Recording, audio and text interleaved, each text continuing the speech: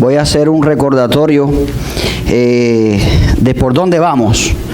Estamos estudiando, comenzamos este año en enero, el estudio de la palabra del Señor desde el libro de Génesis. Y hemos venido contando prácticamente casi todos los capítulos, aunque hemos dado algunos saltos.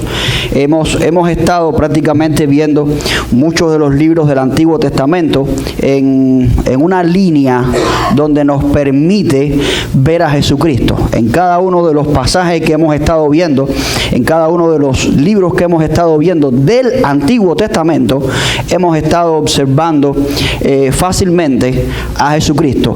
O se ha hecho alguna cosa la cual muestra claramente a Jesucristo. Porque recordemos que Jesucristo es el centro de todas las cosas. Porque Jesucristo es Dios. Y hemos visto esto de esta manera porque la iglesia, sobre todas las cosas, necesita saber que la palabra del Señor nos habla en todo momento, desde Génesis hasta Apocalipsis, de nuestro Señor. Dice la Biblia propiamente, todo fue hecho por Él y para Él. Nosotros creemos la verdad que nos dice la palabra del Señor y confiamos en que la palabra del Señor es infalible, es decir, que no contiene errores. La palabra del Señor no contiene errores y esta nos permite confiar completamente en que cada palabra, cada escritura en ella ha sido inspirada por el Señor. Al ser inspirada por el Señor, la palabra de Dios es útil para enseñar, para corregir, para redarguir, para instruir en justicia. Y dice el versículo 17, estoy citando a 2 de Timoteo capítulo 3, versículo 17 ahora, a fin de que el hombre de Dios sea perfecto, enteramente preparado para toda buena obra. Creo que sin poder escudriñar la Biblia, nosotros, sin poder tener la Biblia, sin poder estudiar la palabra del Señor, verdaderamente habría un hueco tremendo.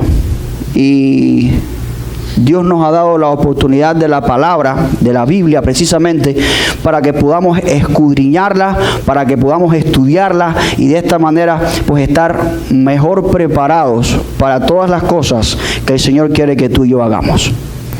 Ya sea para hacer defensa de la esperanza que está en nosotros, como dice 1 de Pedro 3:15, así como es nuestra propia salvación. Estar seguros de lo que el Señor ha hecho por nosotros. En el capítulo 53 del libro de Isaías, la semana pasada estuvimos viendo capítulo 1 de Isaías, donde el Señor nos hacía una invitación. Venid, decía el Señor ahí, y miremos, estemos a cuenta en todas las cosas que nosotros hemos hecho.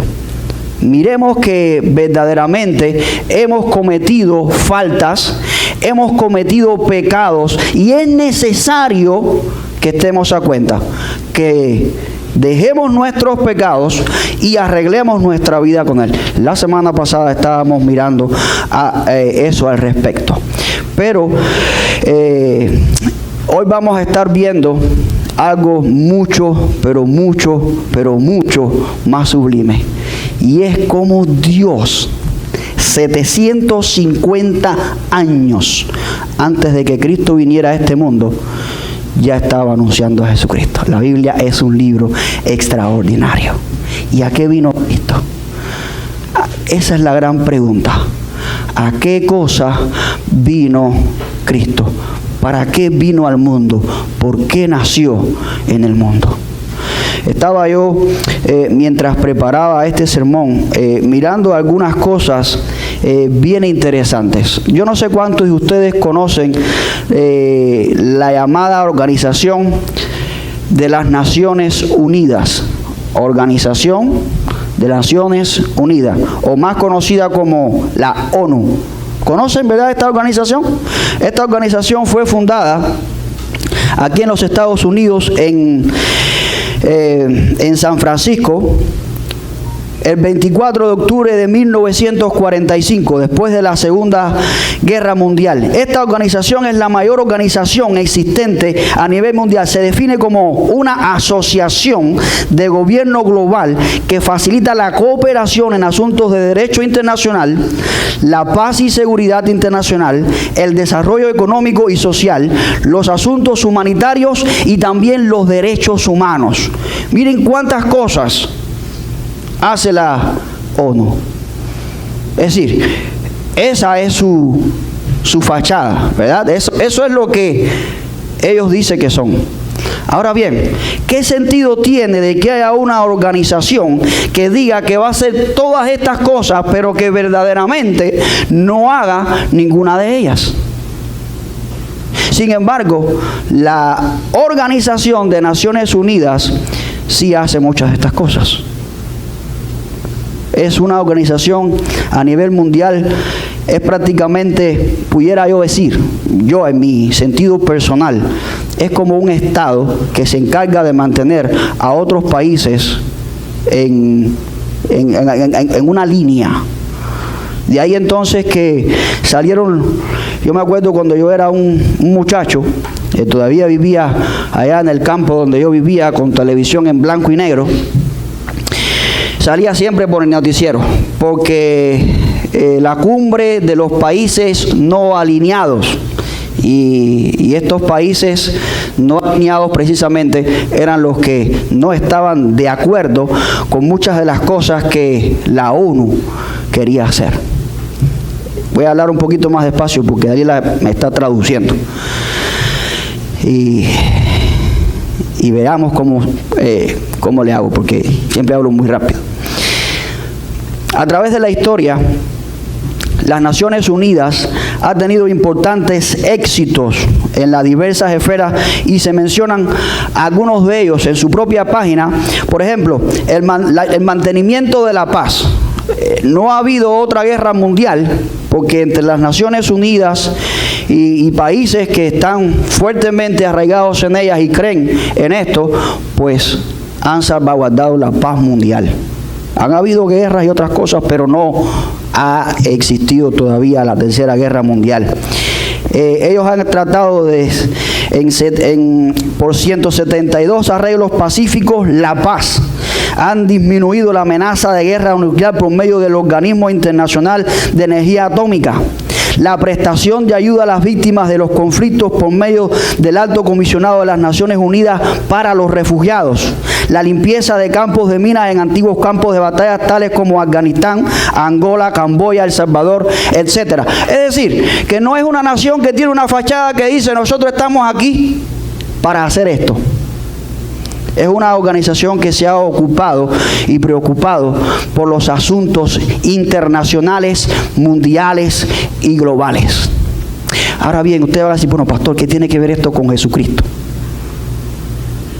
¿Qué tiene que ver esto? Bueno, es simple. Y esto responde a la pregunta que hice al principio. ¿A qué vino Cristo? Si Cristo vino con un propósito bien definido. Vino con un propósito que va más allá de todas las guerras, de todos los conflictos, que va más allá de todo lo que nuestra mente pudiera imaginar. Y para muchos, quizás lo que Cristo hizo fue locura. Pero gracias a Dios por la locura del Evangelio. Porque la locura del Evangelio precisamente no es que andemos arrebatándonos por ahí, chillando como perros o gatos. No, la locura del Evangelio es que Dios siendo Dios, siendo el Todopoderoso, vino a morir para dar vida. Muriendo, da vida. A eso vino Cristo. A eso vino Cristo. Muchos ven este capítulo de Isaías como una de las cimas en toda la Biblia. Vemos a Mesías que está sufriendo en forma vicaria. Es un sufrimiento distinto en que lleva a cabo un propósito especial. Es un propósito de expiar los pecados de toda la humanidad y acabar con la necesidad del pueblo de hacer sacrificio de animales en forma constante y permanente. A esto vino Cristo. Las Naciones Unidas hacen su trabajo, pero su trabajo no se puede comparar con el de Cristo. Porque las Naciones Unidas no pueden sacar todas las minas que dejaron los guerrilleros aquellos. Porque las Naciones Unidas no pueden meter en línea a todos los países. Pero Jesucristo vino para hacer expiación completa por la raza humana. Jesucristo vino a esta tierra en forma vicaria. ¿Y qué es lo que significa eso de vicario, pastor? Porque que yo sepa, el vicario es el que está en la iglesia católica ahí ayudando al cura. Bueno, eso es lo que significa. Vicario es en lugar de. Es una palabra latina que lo que significa es esto. Yo estoy en lugar tuyo, dice Jesucristo. Yo vine a este mundo en forma vicaria a estar, a ocupar tu lugar, el tuyo. A ocupar tu lugar vino Jesucristo. ¿Y mi lugar en qué, pastor? Tu lugar en la condenación eterna. Gracias a que Él murió por ti, tú no tienes que padecer la muerte eterna. Gracias a que Él derramó su sangre en la cruz del Calvario, tú no tienes que hacerlo. Él ya lo hizo por ti. Él pagó. Cuando dice ahí en la palabra del Señor, su última palabra en la cruz dice, consumado es. El Señor pagó toda la deuda que tú y yo teníamos con Dios. Toda la deuda. Y el capítulo 53 de Isaías nos muestra de una manera bien importante lo que hizo el Señor por nosotros, lo que Él iba a venir a hacer. 750 años antes de que sucediera, el Señor lo hizo. Ya el Señor lo estaba anunciando. Así que, mis hermanos, he titulado este sermón Los sufrimientos de Cristo como siervo de Dios. 750 años antes de que Él viniera a la tierra. Y yo digo, bueno, 750 años, ¿es mucho o es poquito? Se los voy a poner fácil. Todos vivimos aquí en la nación americana, en la nación, en Estados Unidos de Norteamérica. ¿Alguien sabe quién es George Washington? ¿Alguien sabe quién es George Washington? ¿Verdad? El primer presidente de los Estados Unidos. Ese fue George Washington. Pero le voy a hacer una pregunta más difícil. ¿Alguien se acuerda de alguna frase célebre de George Washington? ¿Saben cuántos años hace que vivió George Washington? 196 años. Pero bueno, yo sé que todos no conocen a George Washington. Pero sí estoy seguro que tanto americanos como hispanos conocen a Cristóbal Colón. ¿A ese sí lo conocen? Ah, ese sí lo conocen porque ese fue el que descubrió América. Y en 1492, cuando él fue delante de los reyes de España a pedirle las cartas para poder salir en su expedición con la Pinta, la Niña y la Santa María,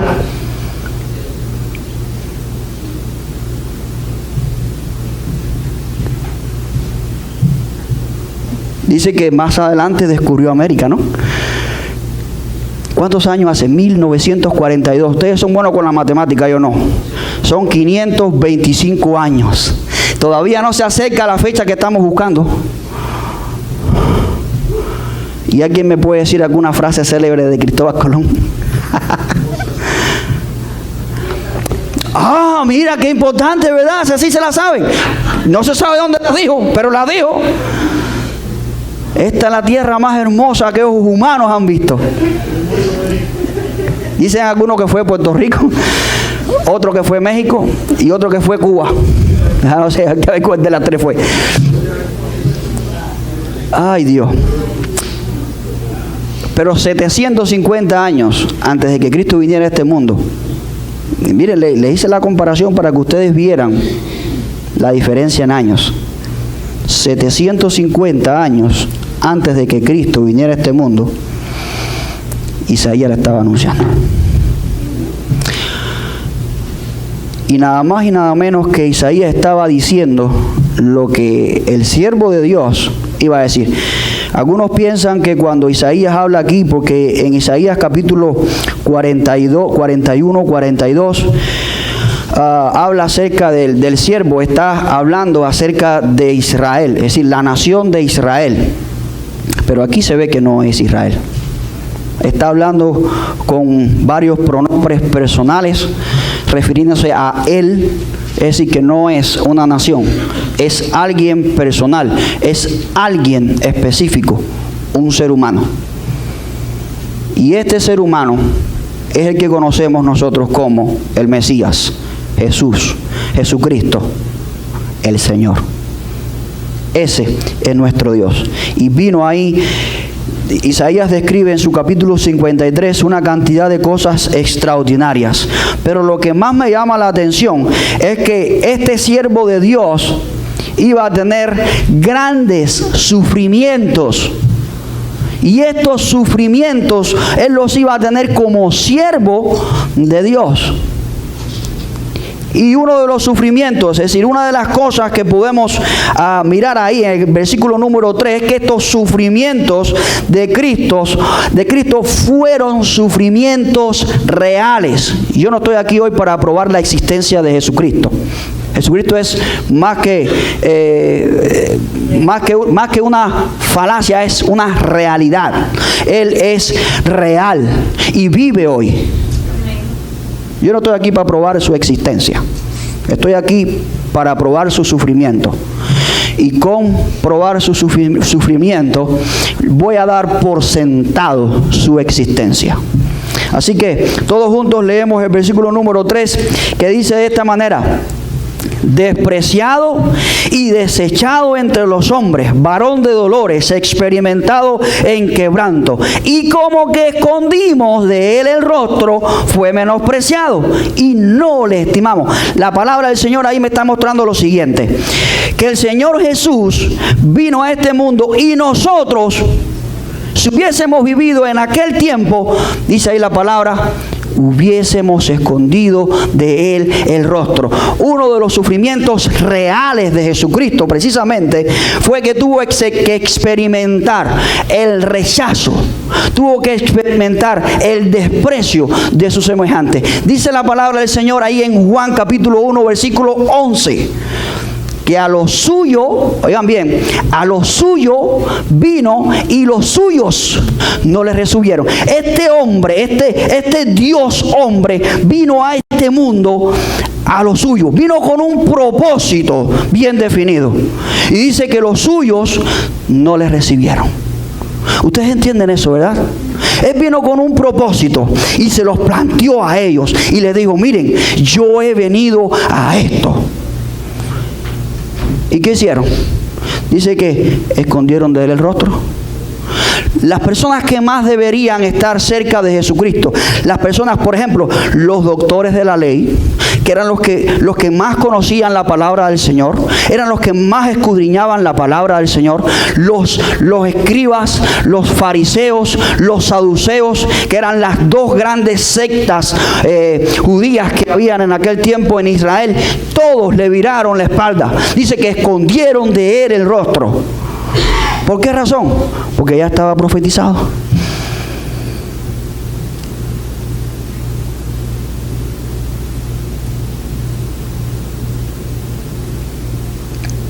Es triste saber que nosotros somos la iglesia del Señor y que nosotros no tengamos al Señor dentro de la iglesia. Y que hay alguna persona que le diga a un pastor dentro de una iglesia cristiana: pastor, ¿por qué usted predica todos los domingos de Jesucristo? ¿Por qué usted tiene que mencionar tantas veces al Señor en sus predicaciones? ¿Por qué cosa es que tenemos que cantar cantos que digan lo que el Señor hizo por nosotros? Entonces está profetizado. Muchas veces nosotros mismos escondemos de nuestro Señor el rostro. Si nosotros hubiésemos vivido en el tiempo de Jesús, también lo hubiésemos crucificado. Sus sufrimientos, mis amados hermanos, fueron sufrimientos reales. Y uno de los sufrimientos más grandes que el Señor tuvo que experimentar precisamente fue el desprecio y el rechazo de su propio pueblo. Muchas veces nosotros hoy 2017 años después, seguimos escondiendo de Él el rostro. Jesucristo es predicado en todas las naciones del mundo y siguen escondiendo de Él el rostro.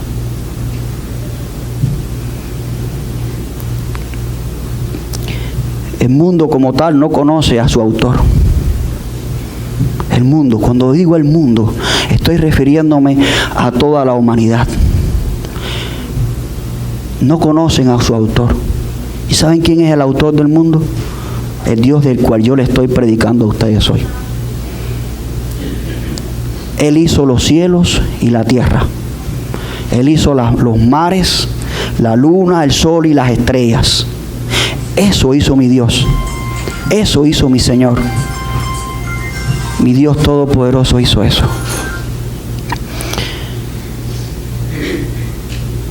Y nosotros no podemos ver las grandes cosas que a veces queremos. Señor, si yo saliera al espacio, si yo saliera al espacio sideral y pudiera mirar desde allá arriba todas las cosas. Usted no tiene que ir allá arriba tan alto a mirar todas las cosas. Usted quiere ver una gran creación de Dios. Usted quiere ver el diseño más grande del Señor. Mire al lado suyo. Esposos, miren a sus esposas. Esposas, miren a sus esposos. Muchachos, miren a quienes están sentados a su lado. Hermanos, si usted no es casado o casada, mire alrededor suyo y mire a sus hermanos. La perfección del cuerpo humano, cómo funciona, cómo trabaja. Mire sus manos, mire la perfección del Señor. Usted lo puede ver ahí. Ese que hizo este cuerpo es el autor. Aquellos que no tienen manos, porque quizás también me escuchan en YouTube. Aquellos que no tienen manos, ustedes pueden ahora razonar lo que yo estoy diciendo. Tienen un cerebro. Ustedes quieren ver la máquina perfecta del mundo, la computadora más extraordinaria del mundo, su cerebro. ¿Cómo Dios nos dio todo eso para que nosotros razonemos? Y ese mismo que hizo todas estas cosas extraordinarias es el mismo Dios que vino a este mundo a morir por nosotros. Es el mismo Dios que tú y yo muchas veces le viramos el rostro. Es el mismo Dios que tú y yo muchas veces, lejos de caminar hacia Él, damos la espalda y comenzamos. Él no se mueve de ahí. Mi Dios Todopoderoso sigue en el mismo lugar. Sigue siendo el mismo ayer y hoy y por los siglos. Somos tú y yo que muchas veces le viramos las espaldas al Señor y comenzamos a caminar en dirección contraria. Dice la palabra del Señor que viramos de Él el rostro, nos escondimos de Él. Pero gracias a la palabra del Señor vemos también. Esta semana estaba teniendo una meditación yo y los pasajes decían: ¿soy yo el Dios que acaso puedo perderte a ti de vista? ¿Puedo dejar de conocerte? ¿Soy yo este tipo de Dios? Entonces no soy Dios. Si yo te puedo perder de vista a ti, entonces no soy Dios. Si yo tengo que buscarte entre la multitud, entonces no soy Dios. Somos tú y yo los que tenemos que ver el rostro a Dios. Los sufrimientos de mi Señor, de tu Señor, fueron sufrimientos reales, y uno de ellos fue que escondemos de Él nuestro rostro. Cristo fue, dice también el versículo 5 ahí, Isaías 53:5 dice: mas Él herido fue por nuestras rebeliones, molido por nuestros pecados, el castigo de nuestra paz fue sobre Él, y por sus llagas fuimos nosotros curados. Hermanos, su sufrimiento fue real en el sentido estricto y literal de lo que dice ahí.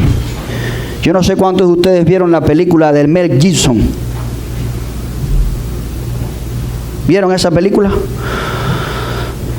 La película de Mel Gibson, esta que él es el director de la película. Y él, La Pasión de Jesús, se llama la película. The Passion of Christ, o de Cristo. No sé mucho inglés para estar hablando tanto inglés.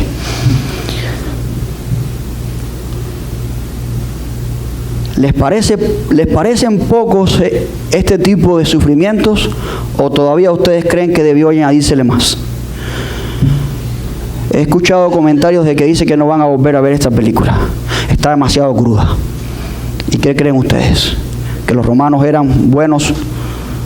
Los romanos no eran personas que les gustaba ver a la gente sufrir. Y los romanos hicieron esto con Cristo. Jerusalén era una ciudad que estaba bajo el poder y el dominio de los romanos. De hecho, la fortaleza Antonia, según Flavio Josefo, el historiador, esta ciudad era una ciudad dentro de otra ciudad, la fortaleza Antonia. Aproximadamente 200 metros cuadrados tenía este emplazamiento militar romano. Y allá adentro estaba lo que se le conocía como el pretorio. Y allá adentro fue donde se juzgó a Cristo, y allá adentro fue donde comenzó el martirio de nuestro Señor. Y allá adentro se hacían todo tipo de atrocidades. Como les digo, Jerusalén era una ciudad tranquila porque tenía allá adentro uno de los emplazamientos militares romanos más grandes de su tiempo.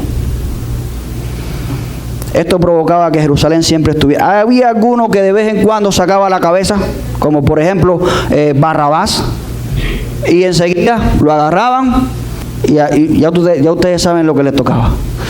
Pero más bien los romanos estaban deseosos, estaban como pirañas deseando que cayera alguien para poder martirizarlo. Y ahí cayó nuestro Señor, en el deseo de martirio de los romanos. Y dice ahí el versículo 5, dice: mas él herido fue por nuestras rebeliones y molido por nuestros pecados. Las palabras que en hebreo se describen ahí como herido son palabras que te describen lo que un ser humano pasa cuando alguien lo traspasa. Lo traspasa para muerte, porque a veces que vemos en las películas de Hollywood que le entierran la espada así a uno y después sale caminando y a los 5 o 6 días ya el tipo está bien. Eso es película de Hollywood. Lo que estamos hablando aquí, estamos hablando de que nuestro Señor fue traspasado por todo. Y esta herida que le provocaron fue una herida de muerte. Molido, dice ahí, por nuestros pecados. Son palabras extraordinarias en el idioma hebreo. Palabras que describen lo que verdaderamente Jesús pasó. Sus sufrimientos, mi amada iglesia, fueron sufrimientos reales. ¿Y por quién ustedes creen que fueron estos sufrimientos? Por ti y por mí.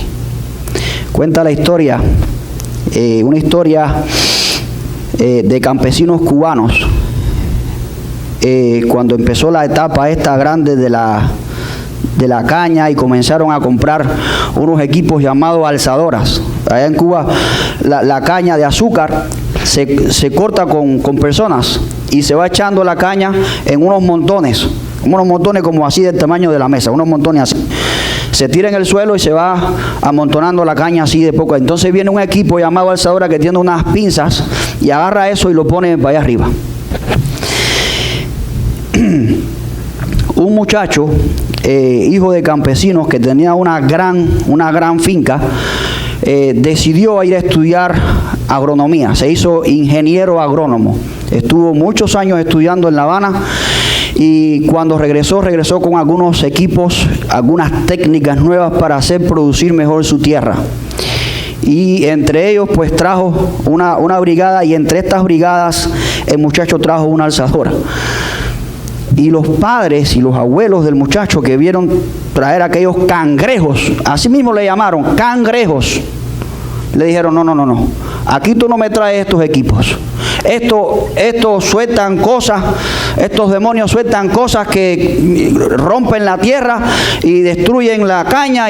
No queremos este tipo de inventos aquí. Y el muchacho que venía con toda su preparación, el muchacho que venía con toda su intención, terminó trabajando como uno de los otros macheteros. Y los otros macheteros muchas veces, como lo veían, imagínense un ingeniero estudiado en una universidad, metido en un campo de caña, acabaron con él. siendo Él el Hijo, siendo Él el heredero. Terminó así. Con todo aquel buen propósito que Él traía para facilitar todo el asunto del campo, terminó como uno de los otros macheteros. Nuestro Señor Jesucristo vino con un gran propósito. Vino con un gran propósito. Dice que a los suyos vino y los suyos no le recibieron. Dice que escondimos de Él el rostro. Esto lo hizo el Señor Jesucristo, lo hizo por ti, mi amado hermano, y por mí. Los sufrimientos de Cristo fueron de una forma, como les dije al principio, de una forma vicaria. Él vino y se puso en tu lugar. Porque todos nosotros hemos pecado. Dice ahí la palabra del Señor en Isaías 53. Todos nosotros nos descarriamos como ovejas. Ustedes saben cómo no, cuando las ovejas se asustan. Usted ve los campos así blanquitos, llenos de ovejas. Usted los mira de arriba, qué cosa tan linda. Pero cuando hay algo que asusta a las ovejas, se arma un desparramo horrible. Entonces los pastores tienen que hacer uso de la vara, de los perros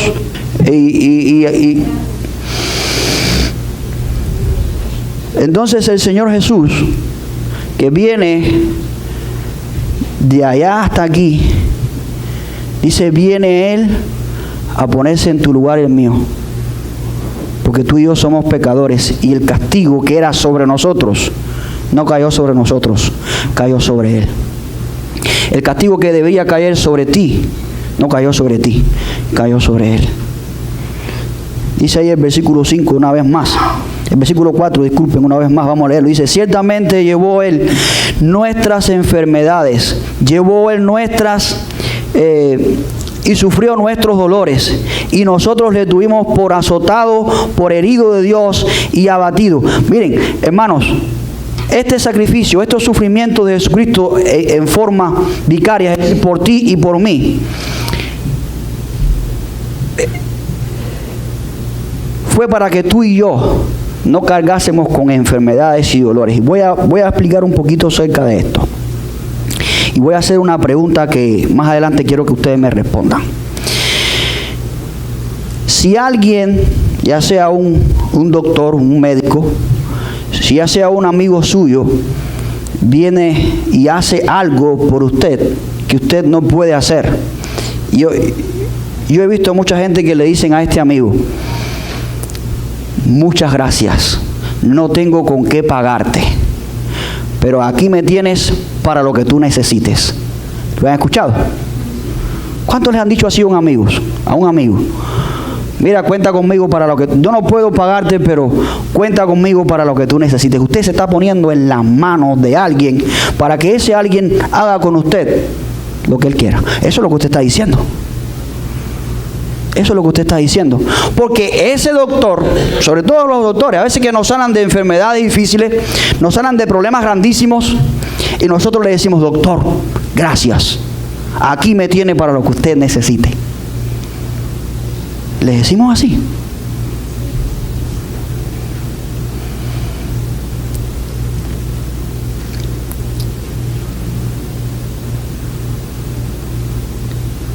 Y sin embargo, mi iglesia, sabemos que Cristo ha hecho lo que nadie puede hacer por sí mismo.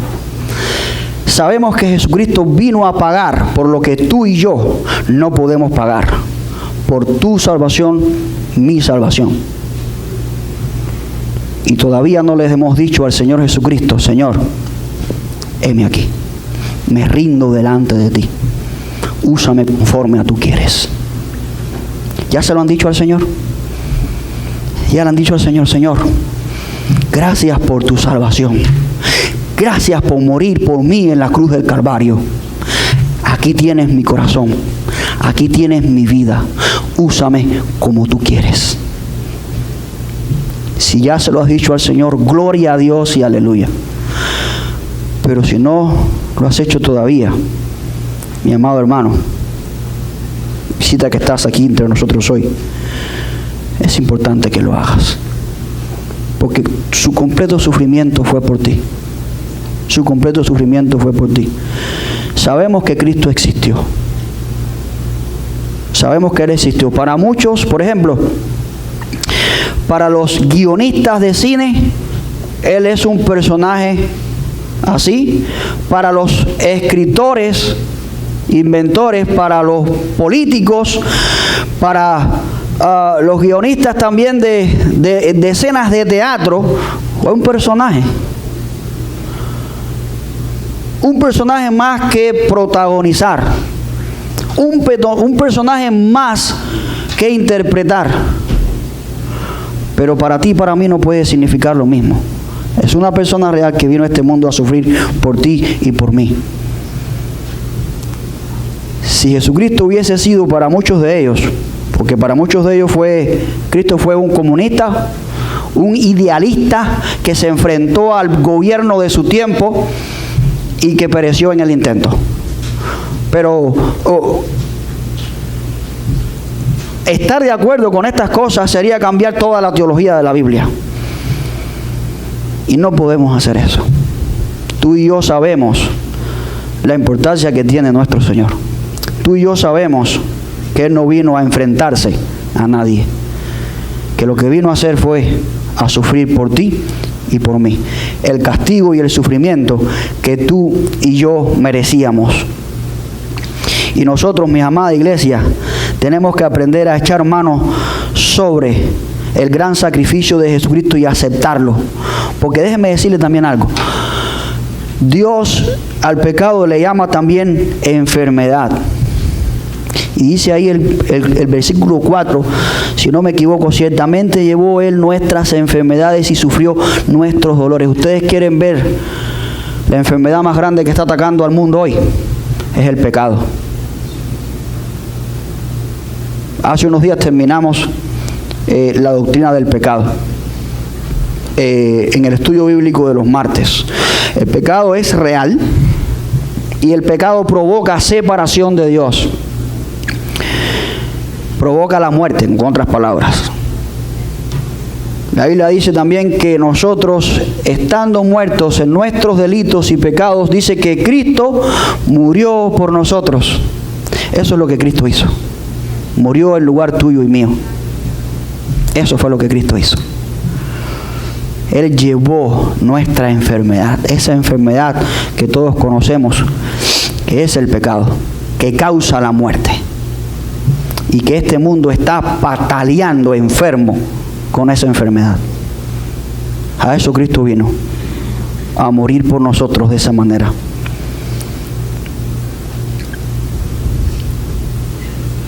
Quizás para muchos el remedio de una enfermedad es algo temporal. Hay mucha gente que padece de diabetes, que padece de muchas enfermedades.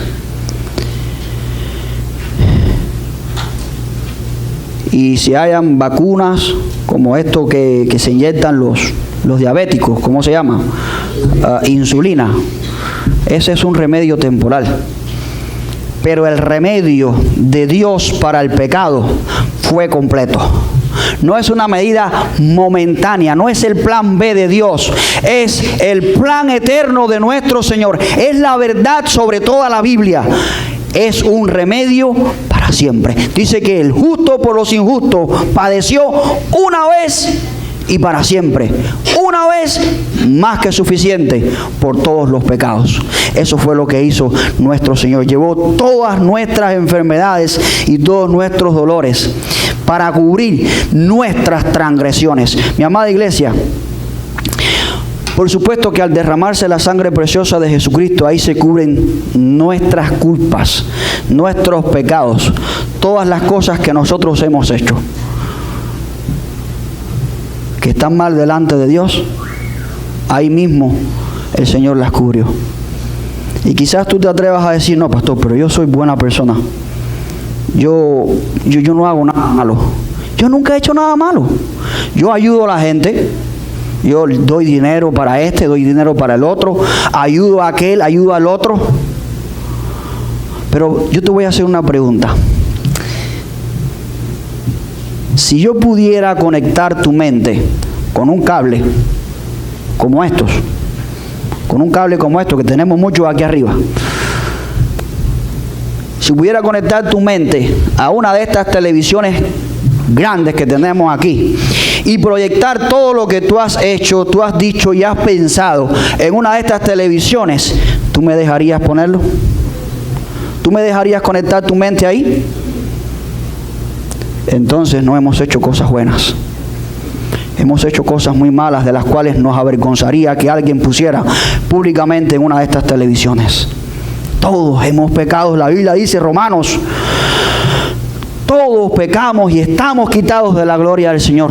Y Cristo vino a morir para que nuestras transgresiones, todo aquello que nos avergüenza, todo aquello que nos separa de Dios, sea cubierto y seamos puestos delante de Dios. Esto fue lo que vino a hacer Cristo. En estos días tuvimos,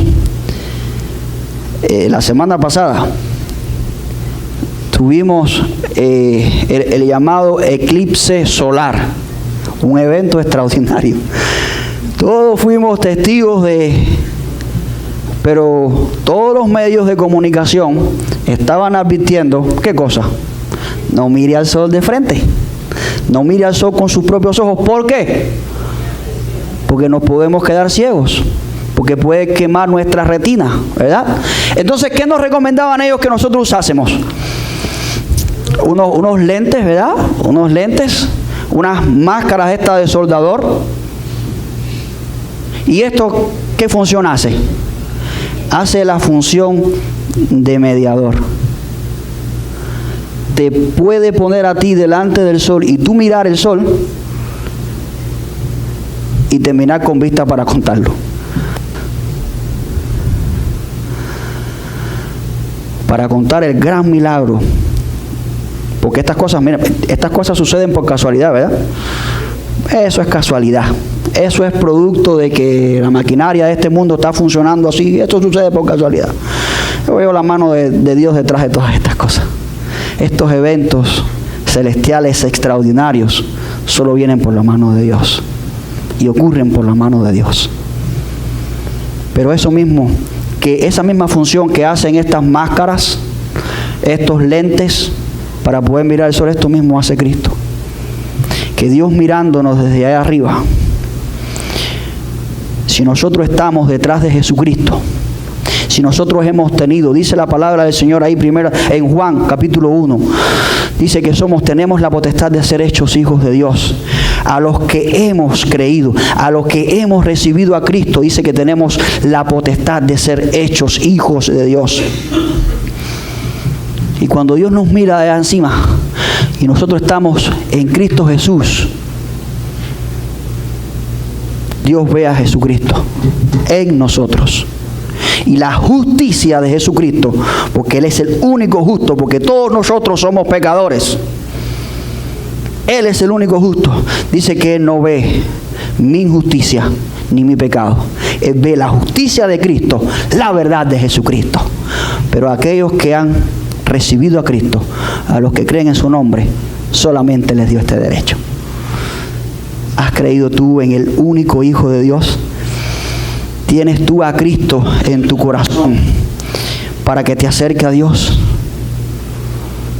¿O todavía estás viviendo lejos de Dios? ¿Todavía vives sin Cristo en tu vida? Porque los sufrimientos de Cristo, mi amado hermano, fueron también por ti. Y una última cosa que podemos ver ahí.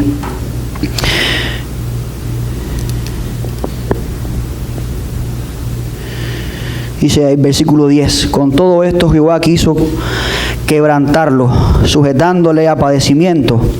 Cuando haya puesto su vida en expiación por el pecado, verá el linaje, vivirá por largos días, y la voluntad de Jehová será en su mano prosperada. Verá el fruto de la aflicción de su alma y quedará satisfecho. Por su conocimiento justificará mi siervo justo a muchos y llevará las iniquidades de ellos. Es decir, que los sufrimientos de Cristo sí fueron temporales en aquel tiempo, en el tiempo de los romanos. Pero ya Cristo no está sufriendo. Cristo está a la diestra del Padre intercediendo por ti y por mí. Es decir, que sí, los sufrimientos de Cristo fueron temporales, pero su eficacia, su producto, mi amado hermano, es eterno. Es eterno. Jesucristo vivió sobre la tierra. Es decir, Jesucristo comenzó su ministerio y estuvo ministrando sobre la tierra como aproximadamente unos 18 años. ¿Verdad? Jesucristo estuvo ministrando sobre la tierra como unos 18 años. ¿Está bien? ¿No? A ver, ¿a quién me puede explicar? ¿Cuántos años tenía Cristo cuando comenzó su ministerio? 30 años. ¿Con qué edad murió Jesucristo? 33 años. ¿Cuántos años duró su ministerio? 3 años. Pastor, ¿cómo es posible que un hombre que no tuvo un ministerio ni de 4 años, ni de 20, ni de 30 años, un hombre de 30 años? ¿Hay alguien aquí que esté entre esa edad aproximada? Esté entre los 27 y los 33 años aproximadamente. ¿Nadie tiene esa edad aquí? ¿Manuel? No. Ah. Mira Elvis y por aquí Adrián. ¿Ah, sí? Ah, mira, tenemos más. Miren, así, un muchacho. Jesucristo era un muchacho. Pastor, usted me está diciendo que alguien como estos muchachos, pastor, usted me está diciendo que alguien que solamente tuvo un ministerio de 3 años pudo hacer algo tan extraordinario que es eterno. Sí, hermano, porque no estoy hablando de cualquier hombre, estoy hablando del mismo Dios hecho hombre. Ese es quien estoy hablando yo, iglesia. Su sufrimiento fue temporal en aquel tiempo, pero ha traído consecuencias eternas. Su eficacia es eterna. A eso me refiero, iglesia. Es capaz de ministrar tu salvación y la mía por la eternidad. De presentarnos a Dios justos cuando tú y yo estábamos muertos en nuestros delitos y pecados. Fue alguien real. Fue alguien que vino a hacer algo que tú y yo no podíamos hacer y presentarnos justos delante de Dios por la eternidad.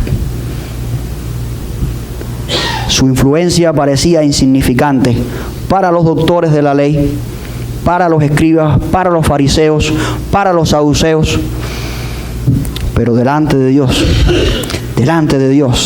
tuvo una eficacia extraordinaria, al punto de presentarte a ti y a mí como justos delante de Dios. Así que, mi amada iglesia, si queremos confiar en alguien para nuestra salvación, si podemos poner nuestra confianza en alguien para ser salvos y vivir cerca de Dios para siempre, en el único que podemos confiar en Jesucristo, por 3 razones fundamentales. Porque su sufrimiento por ti fue real.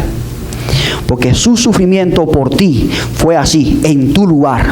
Y su sufrimiento por ti, mi amado hermano, también fue y tiene consecuencias, tiene eficacia eterna. Vamos a orar. Señor justo y santo, te damos la gloria, Dios mío, y te damos la honra, oh Dios todopoderoso, por permitirnos estar, Dios mío, exponiendo tu palabra. Señor, te damos las gracias por este maravilloso libro de Isaías. Te damos las gracias porque 750 años antes de que tú vinieras, ya este profeta nos estaba anunciando acerca de ti. Y hoy, 2017 años después, sigue teniendo la misma eficacia su sufrimiento. Porque no fue cualquiera, Señor. Fue tu Hijo Jesús, tu siervo.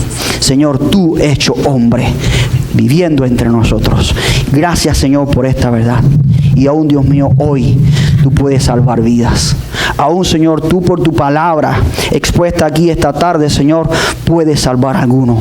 Y sabemos que habrá gozo en el cielo, Señor, cuando un pecador se arrepiente. Gracias, Dios mío, por tu palabra. Y gracias, Señor, por esta verdad.